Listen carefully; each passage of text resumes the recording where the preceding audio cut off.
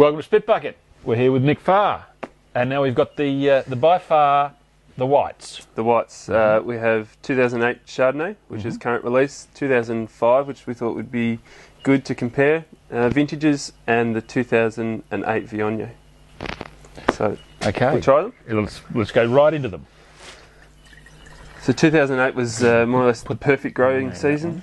Fantastic spring rainfall, very medium temperatures through the growing season, and back to normal picking dates.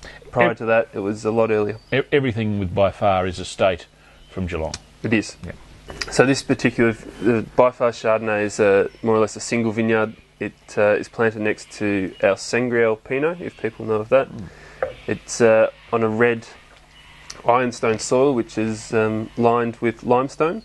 It's a very exposed site that still gets a lot of minerality, great texture. We seem to get more length than what we do from the far rising vineyards, which is on a sandy it's a grey totally loam. different wine. I mean, I know it's a different vintage as well, Yep. and 09 was a hot year. Yes. But this is much more of that sort of linear, sort of structured, great length. That just a beautiful wine, isn't And it? very elegant, intense, understated sort of richness and power to it, where far rising is more austere. You see something like that, and then you see all these people guzzling Sauvignon Blanc, and you see them talking about this ABC thing, which you still hear about, anything but Chardonnay. I mean, how does that make... You should just ban them from drinking good wine. Well, we've certainly found that there's people starting to come around to it. They're opening up their palates, but I think it's going to take another 5 years, 10 years to coax people around to drinking Chardonnay at the volumes that they were. But I think it's still it's the highest drinking white wine in Australia. Well, I think you'd think probably because of the huge plantings they had before Savvy came, because I mean the plantings of Savvy in Australia were minuscule originally. I mean, people have been sticking it in everywhere in the last few years, I guess. But so to catch up, it's got a long way to go. But anyway, I think that's a beautiful wine. 2005, which is no longer available, I guess. No. It is here. So 2005 was the first vintage of the drought. Yep. Which ran more or less from 2005 to 2007. Ooh. So it was a year that we only had about 14 inches of rainfall, and since then we've changed all our viticultural practices with doing a lot of mulching the vineyard, cover crops, creating a blanket over the soil to try and retain every bit of moisture we possibly can. But it was certainly a year that was very exposed, very ripe year. Yeah, it's big sort of stone fruit characters. Yep. So Dad was using about 40% new oak in 2005, and it's been tamed down to about 30% for the year 2008. The 08 to me looks a better wine. Absolutely.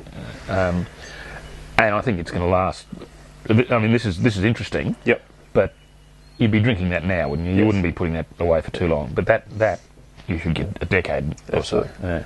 So we're showing 2004 at the moment at a couple of wine dinners out of Magnum, and it looks as pristine as what the 2008 does. Oh, okay. So it really is just that vintage variation. Okay, now this is the 08. 2008 Viognier. So Viognier was something that I certainly had a word to Dad about, the 2007 vintage, where I had a lot more to do with the By Farr wines, and we decided that they were becoming too broad and too oily as they aged, so we toned down the alcohol and tried to retain more natural acidity. So where Dad was picking it at 13.5 to 14 Beaumet, we're now down to about 12, 12.5. I think we're getting a nice leesy component, which adds to that oily structure that Viognier naturally has. It's got ginger characters, isn't it? Yeah. A little bit of ginger in there. And the sort of the stone fruit apricot, but it's not one of those big blousy things at all. It's a lot more restrained. Absolutely.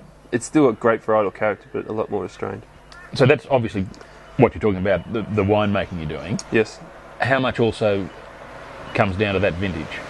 Also that vintage, but it's definitely, we've certainly moved styles. There's a style. So even though 09 will be a warmer year, you'll still be very much in this style? Yep. Okay. So we love the flintiness that we can get in Chardonnay. or that French funk on the nose from a slight sulphidey, reductive character. So we're trying to get a little bit more of that into the Viognier also. It's such a clean... Viognier does often give you that sort of, as though you've been sort of eating something really oily and greasy. But that's just...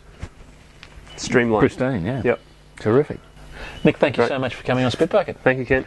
We'll see you for the Pinots. the pointy end stuff. Remember, we spit so you don't have to. Cheers.